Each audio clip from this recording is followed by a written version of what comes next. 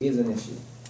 And I don't think we have been honest to admit it, or if we talk about it, we talk about it in isolation, or we whisper it, for an example. There's so many siloed approaches to the information, for an example. When you think about the achievement gap, and that is interesting about the white kids as well, the majority of conversation is always about the gap between blacks and whites, right? And when you think about it, then we throw in this geographical element, North Minneapolis. But we won't pull the data in order for us to lift it up and say, no, no, no. But a black person in Wayzata is having the same challenge as the young man in North Minneapolis or South Minneapolis. Why is that? So that we beg for us to have the hard questions answered.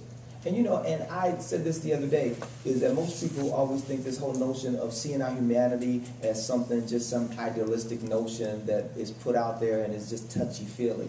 But I do think that there is a resistance towards seeing one's humanity, seeing that I am important and that we are connected, and we are connected in many ways. And most people have gone through this whole approach talking about a colorblind society, and I always say that I think it's important for you to see me, and for me to see you. And when we do that, then we can be honest about who you are and that we are connected.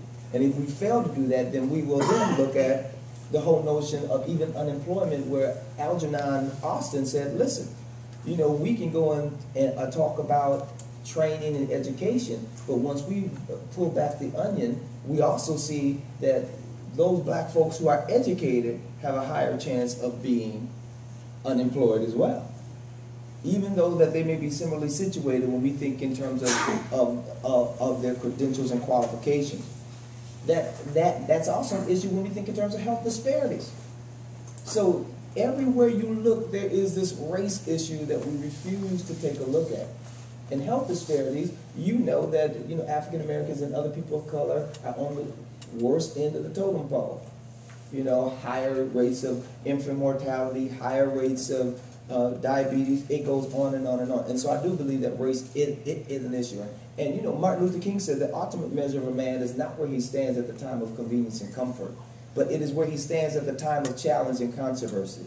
So I think we have to have the moral courage to also deal with this issue that we've been walking around and avoiding, and yet it still hasn't gotten us much farther. We are digressing instead of progressing.